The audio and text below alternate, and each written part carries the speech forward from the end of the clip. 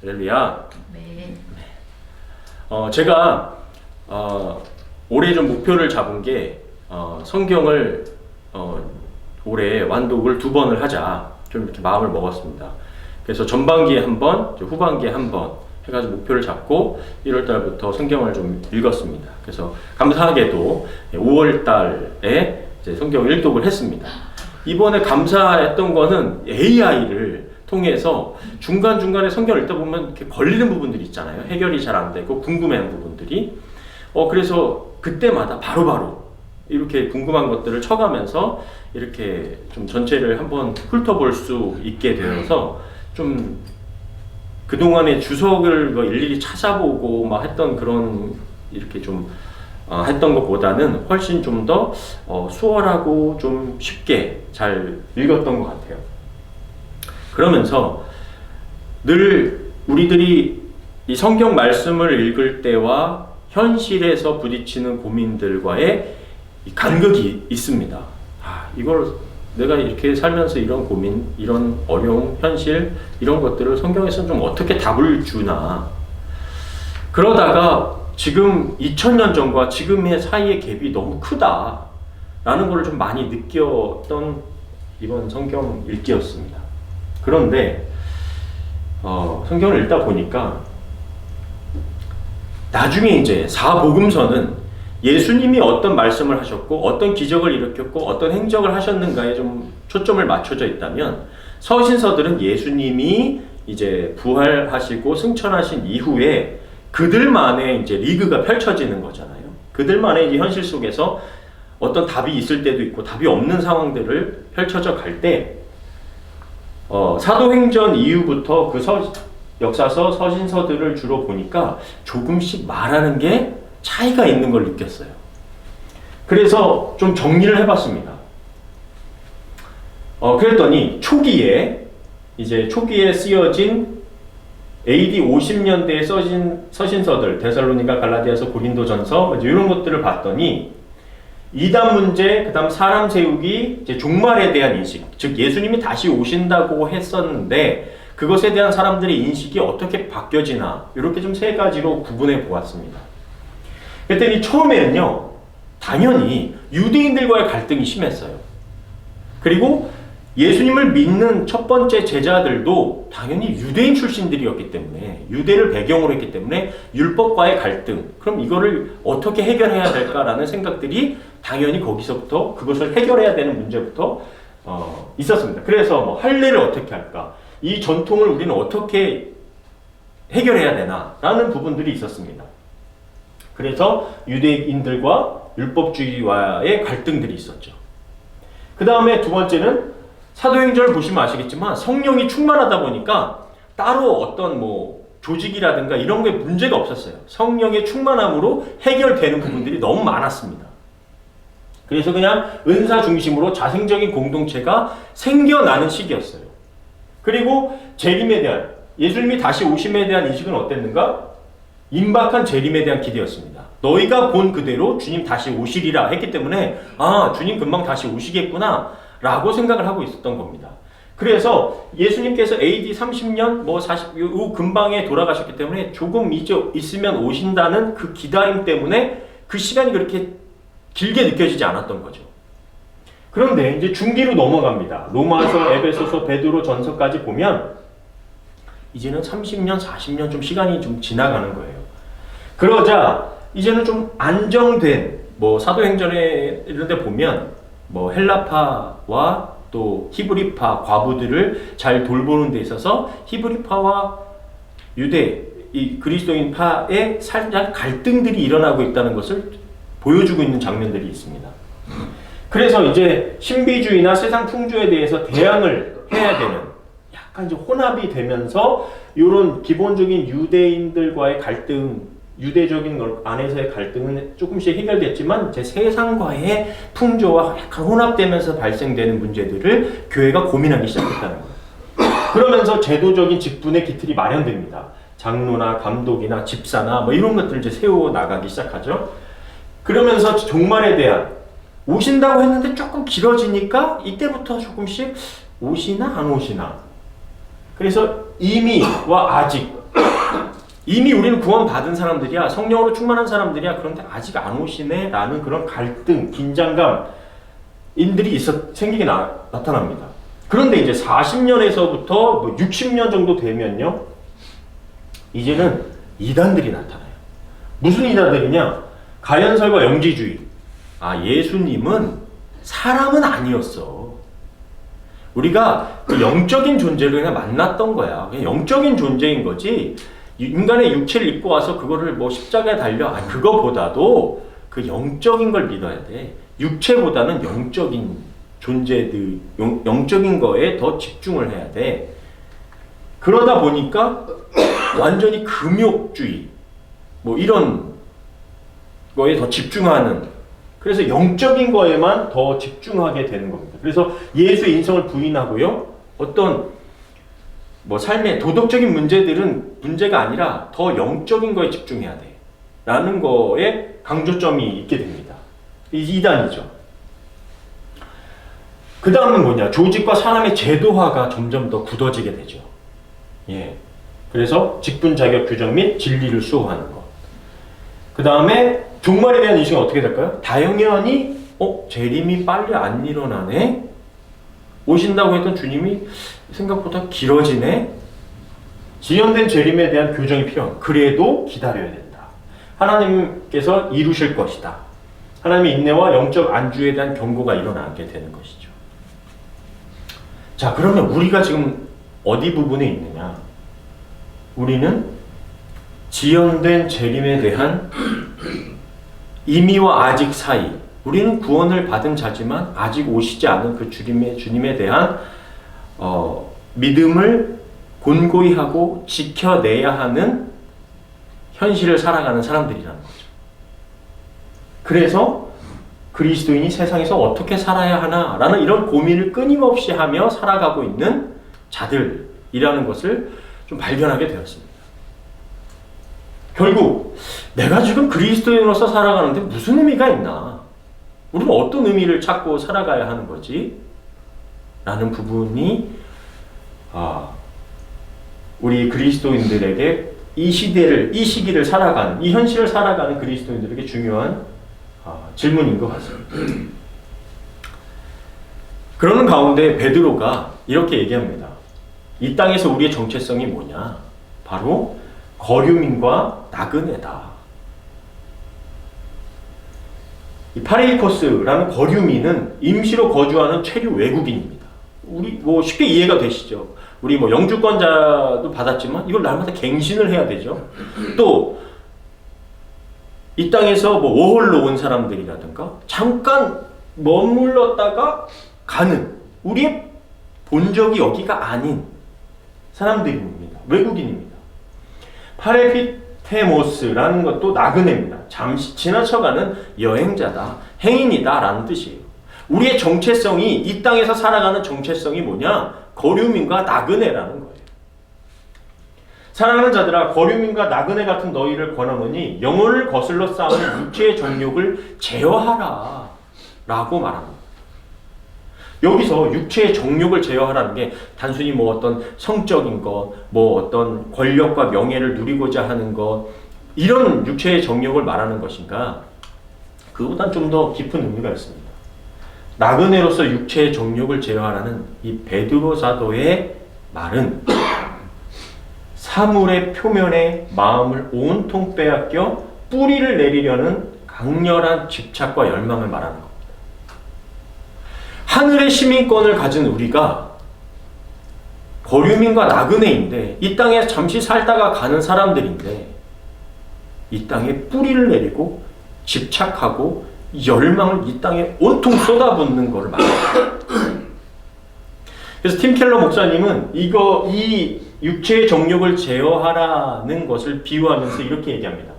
어린아이가 바닷가를 갔어요. 드넓게 펼쳐진 그 따뜻한 바다, 황금 모래결이 있는 거에 갔는데, 이 어린이가 뭐 하느냐? 바닷가에서 모래성을 열심히 싼 거예요. 바다에 가서 모래성을 쌓다가 바다를 보지 못하고 돌아오는 것과 똑같다라고 표현합니다. 어린아이에겐 이 모래성 쌓는 것도 굉장히 재밌는 일일 거예요. 그런데 거기에 온통 신경이 집중되어서 그것만 하다 바다가 뭔지도 모르고 돌아오는 것과 똑같다라는 겁니다.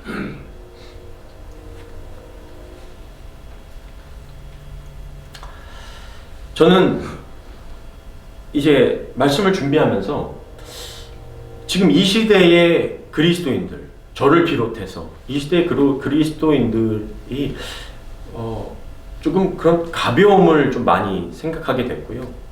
그 다음에 소비자 성향의 그리스도인들이 되었다라는 거에 대해서 굉장히 좀 깊게 느끼고 있었습니다. 그래서 요즘 최신 유행하는 그리스도인들에 대한 표현을 좀 찾아봤더니 좀 많이 들어보셨을 겁니다. 제가 요 3개까지는 설교 가운데 한번 언급을 했던 적이 있었습니다. 플로팅 크리스천, 설교와 예배를 쇼핑하듯이 둥둥 떠다니면서 예배드리는 가나안 성도의 현대적 진화 형태. 그냥 플로팅, 굉장히 가볍습니다. 어디에다가 어느 교회나 어느 뭐 공동체나 이렇게 뿌리 내리지 않고 그냥 내 취향대로 떠다니면서 예배를 즐기는. 이게 왜냐면 유튜브라든가 이런 게 워낙 발달되어 있기 때문에 내 취향에 맞는, 내 마음에 맞는 설교자를 찾기도 쉽고 예배를 찾기도 쉽기 때문이죠. 벤치워머, 그냥 의자만 따뜻하게 데우는 교인을 표현하는. 그 다음에 썬데이 크리스천, 이건 너무 잘 알고 있죠. 그리고 시크릿 크리스천, 이것은 무슨 뜻인지 아시겠나요? 예, 몰라요. 사람들이 몰라요. 내가 크리스천인지 모릅니다. 시크릿으로 그냥. 예. 이것도 굉장히 재밌더라고요. 비밀스럽게 하나 더 드러내고 싶지 않고, 예. 그렇습니다. 시크릿 크리스천. 재밌었습니다. 그 다음에 요즘 새롭게 이제, 등장한 게 인플루언서인데, 기독교 인플루언서. 영적 소비자. 요즘 뉴욕에 새롭게 부상하고 있는 MZ들의 그 활동이 있답니다. 그게 뭐냐면 성당을 찾아가는 거예요. 성당을. 그래서 이제 거기서 나 성당 갔다 왔어 하고 이제 SNS에 올리는 거. 그게 굉장히 유행이랍니다. 이게 왜 유행이지? 라고 생각이 드는데 뭐냐면 새로운 거예요. 그들에겐. 성당에서 드려지는 그 예배의 스타일이 굉장히 고전적이잖아요. 그게 새로운 거예요. 그래서 뉴욕의 MZ들이 가서 이런 게 있어? 하고 구경하고 찍고 나 성당 갔다 왔어. 이게 MZ들이 하는 게 이제 하는 겁니다. 기독교는 나름 좀 조명도 사용할 줄 알고 큰 교회에서 좀 세련된 느낌 있잖아요. 근데 그런 거는 이렇게 클럽이나 이런 데 가면 그냥 다 하는 거니까 너무 세련된데 성당은 굉장히 올드한 느낌을 계속 가져왔잖아요. 그러니까 그게 이제 새로운 겁니다. 그런 것들을 이제 소비해버리는 거죠. 이런 어떤 영적인 뭐가 있네? 이런 것들을 소비하는. 제가 느낀 건 뭐냐면 우리가 하나님을 소비하는 겁니다. 내 취향, 내가 원하는 것, 이런 것들을 우리가 기도를 기피해서 하나님께 원하는 걸 알려드리는 것, 기도하는 것, 이런 문제가 아니라 이제는 그 문화를 소비하는 거예요. 내가 원하는 것, 내가 편한 것, 편안한 것, 이런 것들을 소비하는 것이 바로 요즘 최신 트렌드라고 볼 수가 있습니다. 베드로 사도는요, 우리가 그런 크리스찬들이 아니다. 우리가 그런 사람들이 아니다. 라는 것을 강조하면서 우리에게 지금 상실되어 버린 나그네와 거류민으로서 상실되어 버린 그런 자세와 마음이 뭐냐? 그리고 주님의 다시 오심, 우리가 그 나라를 사모하는 사람으로서 가져야 될 것이 뭐냐를 이렇게 얘기합니다. 베드로후서 3장 12절부터 13절인데요. 한번 같이 읽겠습니다. 시작. 하나님의 날이 임하기를 바라보고 간절히 사모하라. 그날에 하늘이 불에 타서 풀어지고 물질이 뜨거운 물에 녹아지려니와 우리는 그의 약속대로 의가 있는 곳인 새 하늘과 새 땅을 바라보도다. 아멘. 태초에 아담과 이후에 우리가 그걸 타락이라고 보는데 깨어지고 하나님의 형상이 흐려진 이 세상이 그날에 불에 타서 풀어지고 물질이 뜨거운 불에 녹아집니다. 이것을 다시 말하면 새롭게 된다는 겁니다. 회복된다는 거예요. 우리는 그의 약속대로 의가 있는 곳인 새 하늘과 새 땅이 될 것을 바라봐야 한다는 것이죠. 그냥 우리가 하나님을 소비하는 것으로 끝나는 게 아니라 도구화 삼아서 하나님께 그냥 우리의 원하는 것을 바라는 것, 그것이 아니라 새 하늘과 새 땅, 하나님의 나라를, 하나님의 통치를 바라보고 기다려야 된다는 거예요. 그런데 여기서 바라보다, 그 다음에 사모하다 라는 단어가 나와요. 이 바라본다는 건 뭐냐면요, 어린아이가 내가 너무 좋아하는 할아버지, 할머니, 이모, 고모, 삼촌 누군가가 와요. 그것을 알고 있어요. 그래서 목을 빼고 집 밖을 계속 오셨나? 바라보는 거예요. 마치 오늘 두 분이 오시는데 아까 저희들이 이렇게 준비하고 있다가 자동차 시동 거는 소리가 부르릉 오셨나? 라는 마음처럼 기다리는 거예요. 바라보고 있는 거예요. 오셨나? 안 오셨나? 오셨나?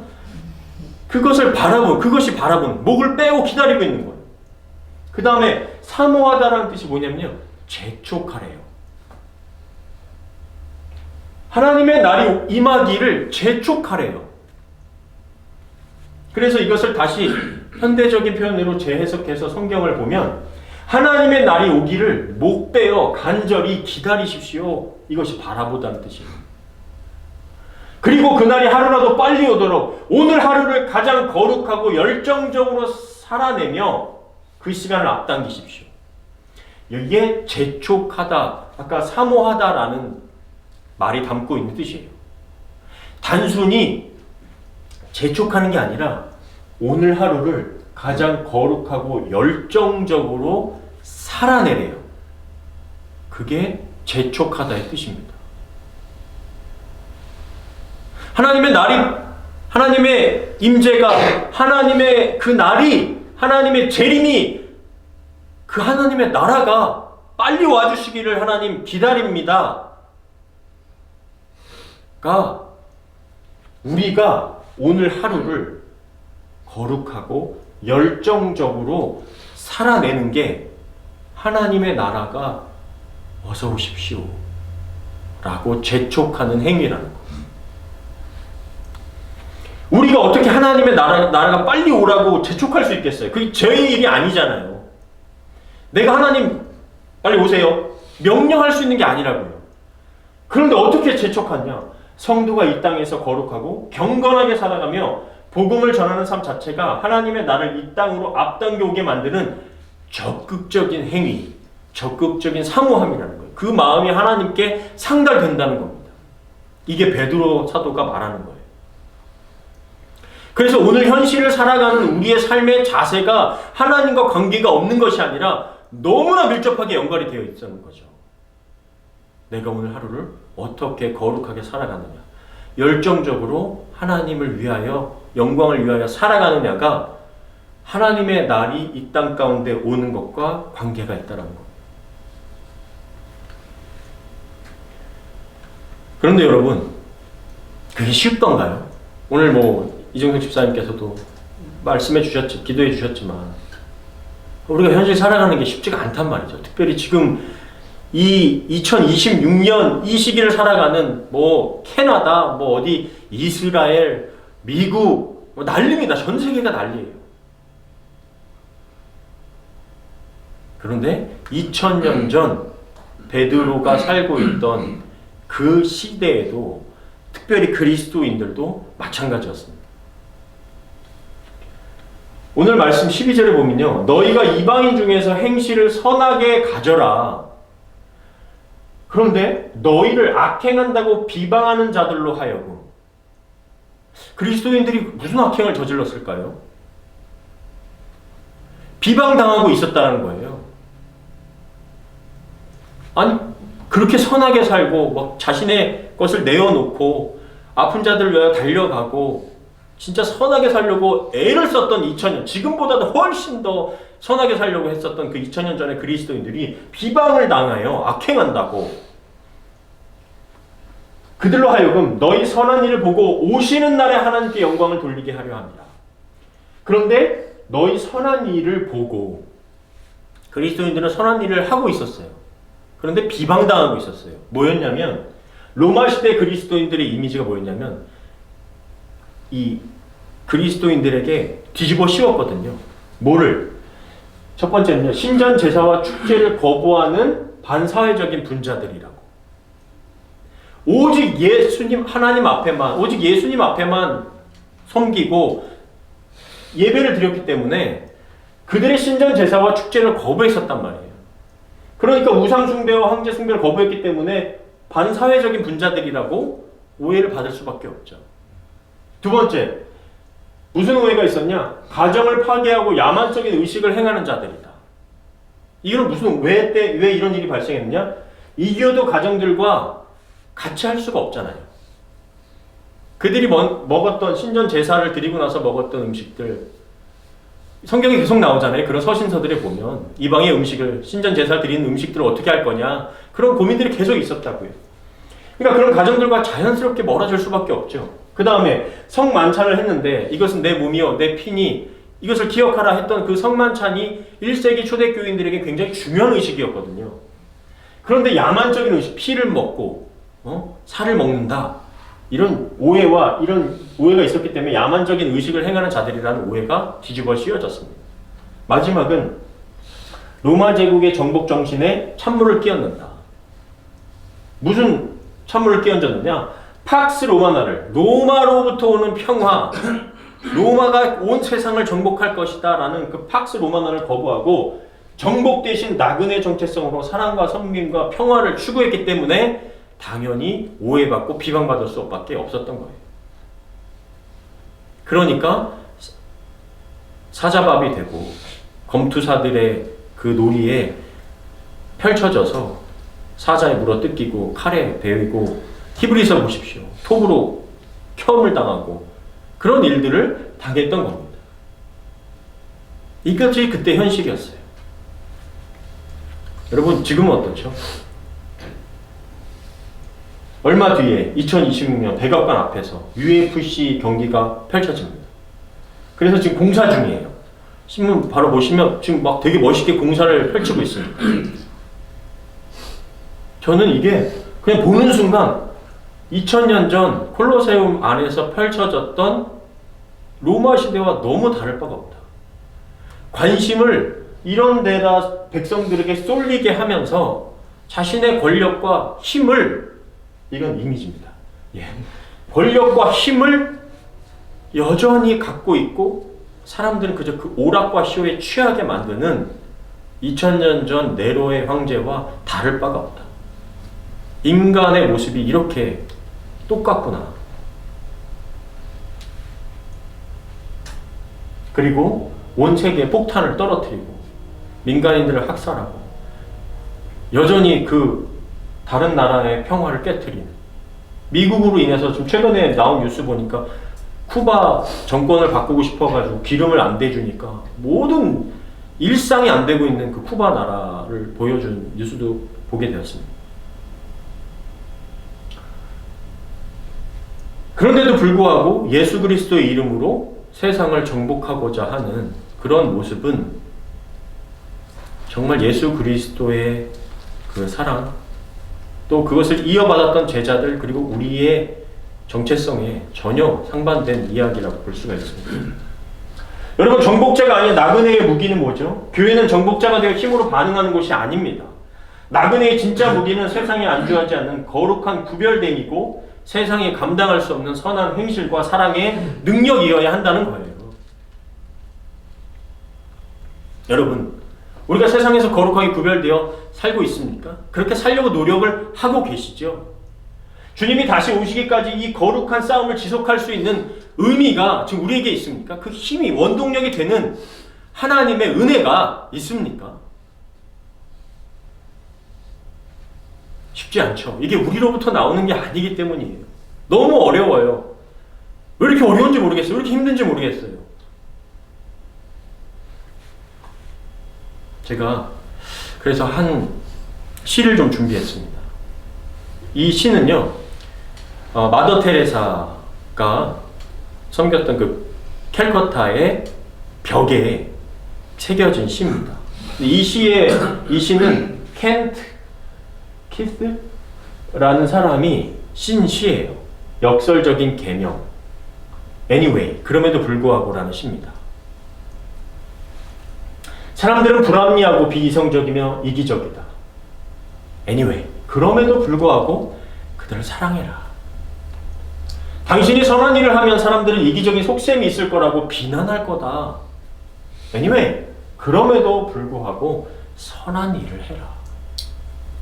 당신이 성공하면 거짓 친구들과 진짜 적들을 얻게 될 거다. 그럼에도 불구하고 성공해라. 당신이 오늘 행한 선한 일은 내일이면 잊혀질 거다. 그럼에도 불구하고 선한 일을 해라. 정직하고 솔직하면 상처받기 쉽다. Anyway, 그럼에도 불구하고 정직하고 솔직해라. 가장 위대한 생각을 품은 위대한 사람들도 가장 속 좁은 마음을 가진 소인배들에 의해 무너질 수 있다. Anyway, 그럼에도 불구하고 위대한 생각을 품어라. 사람들은 약자에게 동정심을 베풀면서도 오직 강자만을 따른다. Anyway, 그럼에도 불구하고 소수의 약자들을 위해 싸워라. 당신이 수년 동안 쌓아 올린 것이 하룻밤 사이에 무너질 수도 있다. 그럼에도 쌓아 올려라. 사람들은 정말로 도움이 필요하면서도 막상 도움을 주면 당신을 공격할 수도 있다. 그럼에도 불구하고 사람들을 도와라. 당신이 가진 최고의 것을 세상에 주어도 당신은 호된 시련을 뒤통수를 맞게 될 거다. Anyway, 그럼에도 불구하고 당신이 가진 최고의 것을 세상에 주어라. 공감되시나요? 여기까지가 그 켄트의 시였어요. 근데 마더 테레사가 그 밑에다가 이 문구를 씁니다. 아시겠지만 결국 마지막 판결에서 이 모든 것은 당신과 하나님 사이의 일이니까요. 이건 결코 당신과 사람 사이의 일이 아니었거든요. 우리가 사람과 사람 사이이기 때문에 내가 준 만큼 뭔가 얻으려고 했고요. 내가 세상에 이렇게 하면 그래도 세상이 나한테 이런 결과를 주지 않을까라고 생각을 한 거예요. 내가 정직하게 됐는데 왜 나한테 뒤통수를 때리지? 내가 선하게 했는데 왜 나한테 이렇게 악한 일이 돌아오지? 우린 계속 그것 때문에 고민하고 고민하잖아요. 그런데 그럼에도 불구하고 하래요. 왜? 그것이 결과적으로 그건 나와 사람 사이의 일이 아니라 나와 하나님과의 사이의 일이었기 때문이에요. 나중에 하나님께서 판결해 주실 거기 때문이에요. 그래서 너무 마음이 일어나지 않아도 내가 미워하는 사람에 대하여 선한 마음을 갖기 어려워도 선한 마음을 가져보려는 거죠. 끝까지 한번 헤어보라는 거죠. 약자를 위해서 사람이 없어도 끝까지 하나님의 말씀을 증거해 보라는 거죠. 내 마음이 그렇게 열리지 않아도 끝까지 그를 향하여 마음을 열어보라는 거죠. 그건 당신과 사람 사이의 일이 아니라 하나님과의 일이었기 때문입니다. 그리고 이것이 하나님의 나라, 그분의 다시 오심을 재촉하는 일이 될 거라는 거예요. 우리는 힘과 논리의 정복자가 되기 위해 살아가거나 이 땅에 소망을 품고 뿌리내리려는 그런 정욕에 미친 사람들이 아니에요. 우리는 하늘의 시민권을 가진 하늘의 나그네입니다. 우리의 시민권 자체가 하늘에 있어요. 하늘의 시민권의 가치를 온전히 아는 그리스도인은 이 땅의 고난과 어려움 속에서도 거룩하게 구별되고 선한 행실과 사랑의 능력을 구하며 하나님의 나라를 사모하고 재촉할 것입니다. 우리 빌립보서의 말씀을 같이 한번 읽고 말씀을 마무리하겠습니다. 같이 읽겠습니다. 시작. 그러나 우리의 시민권은 하늘에 있습니다. 그리고 우리는 그의 구주이신 주 예수 그리스도께서 그곳에서 다시 오실 것을 기다리고 있습니다. 아멘. 현실과의 차이가, 현실과의 괴리가 너무 큰 시대를 살아갑니다. 믿음을 가지고 살아가기에 말이죠. 그러나 우리가 포기하지 말아야 될 것, 2000년 전 사자밥이 되던 그리스도인들이 품고 있었던 그 주님을 향한 기다림, 사모함, 재촉함이 우리에게도 간절하게 있기를. 그래서 넉넉히 감당하고 또 이겨나갈 수 있는 저희가 되기를 주님의 이름으로 간절히 축원합니다. 아멘.